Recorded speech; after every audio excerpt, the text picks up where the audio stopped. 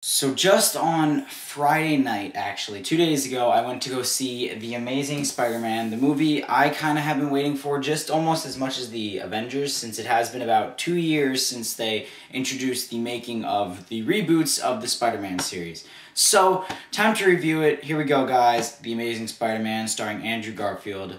It's about time. That clock keeps ticking like a metronome, and my thoughts keep telling me to get me home, but my balls keep telling me to let me just let me So to start off, The Amazing Spider-Man was way different than what anyone expected it to be. I know that for sure, since it is way different than I expected it to be as well. As I said, it starred Andrew Garfield. It's a reboot of the Spider-Man series, not exactly a reboot of the Sam Raimi, I believe that's his name, of the Tobey Maguire Spider-Man. But it's not exactly a reboot of that, because they're not like going back and telling the exact same story or continuing off of that story.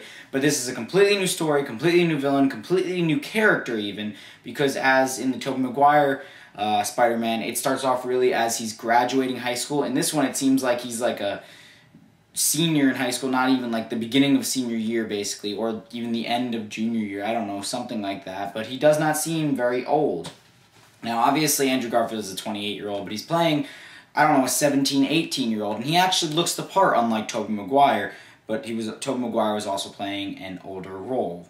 So anyway, guys, what I thought of this movie was, it was a big change, especially, obviously, the costume was a lot different. You get to see him make it. The transformation into Spider-Man was a lot different. Andrew Garfield played a great Spider-Man, Peter Parker. And Emma Stone was amazing as Gwen Stacy. Dennis Leary was amazing as Captain Stacy, but the main character, I'd have to say, is I can never say his name correctly, but Rhys Ifans. I cannot say his name correctly, but he played Curt Connors, Dr. Connors, the Lizard. He was amazing as that role. I just loved seeing him as the Lizard. He was a great villain. I can't get over the CGI villain, like how much of a CGI villain he is. And then some of my friends, they were talking about how they watched Teen Wolf and how the villain sort of thing in Teen Wolf right now literally looks exactly like the Lizard. And I thought that was pretty funny, and I looked up some Google images, and I will post this image on my website. There should be a link down in the description, so go check that out. It'll be a link straight to that picture, but it literally it shows the picture of the Lizard, and it shows Peter Parker and explains a funny thing. I thought it was pretty funny. I hope you guys like it, so check that out and tell me what you think in the comments. But Curt Connors, the Lizard, he was amazing as that character, and I loved that villain. I loved how that villain was portrayed, and it was a great first villain for The Amazing Spider-Man.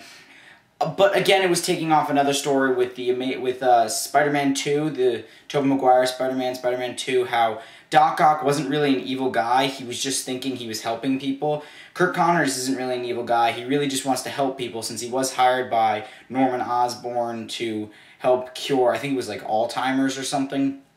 And he ends up like wanting to create a serum that can regrow parts of your body, since he has lost his arm himself. And in the Tobey Maguire Spider-Man, Dr. Connors was shown a little bit, though not really. In this one, he is a main character. He is, of course, the Lizard. And you start to see him go a little bit insane, I guess, on how he just wants to take over the entire city and basically the entire world, I guess. But he starts off by seeing this machine, like, wants to use it, poof, a cloud of smoke that would turn everybody into lizards. He turns people into lizards. He turns a SWAT team into lizards, but that's kind of pushed off to the side. You don't even see that again. So, I don't know. He was a good villain, and I liked him a lot. So next we'd have to be talking about how Spider-Man becomes himself. How Spider-Man basically becomes Spider-Man. He finds this briefcase, I don't want to spoil too much of the movie, but he finds this briefcase. He goes up and he wants to find out more about his parents, so that leads him to Curt Connors, leads him into the spiders, and then he gets bitten, and so all of a sudden starts developing these, and you see them come like instantly. It's not like how in the Tobey Maguire where he fell asleep and all of a sudden wakes up and is slowly developing them. He's on the subway asleep, but it's not like he's asleep all day. He's asleep for maybe like an hour, and all of a sudden these drunk guys start like messing with him, and he is like sticking to the wall, sticking to a girl's shirt. He sticks to the top of the subway, beats the crap out of them without even meaning to. And you just see it starting to come like that. Also, what I like about this is he does not make it, well, he doesn't technically make his own web out of his body. He makes the web shooters, and this shows how smart he is. He makes the actual web shooters that people know about with the sort of webbing, that webbing fiber that the Oscorp company is designing and that his father designed. He took a cartridge, studied it, made it himself, and all of a sudden made it into his webbing. So I thought that was pretty cool, as well as seeing him making his costume. And to start off, he becomes the Spider-Man because he wants to find the killer of his uncle, played by Martin Sheen. Now, of course, Martin Sheen, Charlie Sheen's father, and he played a very good Uncle Ben, I thought. Of course, when he dies, of course, because everyone knows that, because Uncle Ben does die. When he dies, you actually really feel that. The murder scene was kind of the same, not exactly, but then they go more into that how he became Spider-Man because he wanted to find the killer of his uncle. But then again, they also push that side story to the side because they really don't go back to that, how he's been like trying to find his uncle's killer, and then all of a sudden just gets rid of it and just becomes Spider-Man. Another thing that plays into this story is how Spider-Man actually is a vigilante and everyone wants to arrest him. Yes, that was in a little bit into the Spider-Man 1, how people wanted to arrest him, but he really is a vigilante, and they send all the cops out on him. In one scene, which was seen in the trailer, so it's not giving too much away, he's fighting off tons of cops with his mask off and trying to hide his identity. Now, I'm not going to tell you too much about that scene, but it just proves how many, like, they really want him, and of course he's dating Gwen Stacy finally. She knows about him, but her father, Captain Stacy, captain of the police force, does not. So that plays into effect very well into the plot. And of course, Spidey has to fight off crime and not let his identity be seen. So would I go see this movie again? Yes, I would. What rating would I give it? I would probably give it 4 stars. Not because I did not like it, not because I don't think it earns the 5 stars.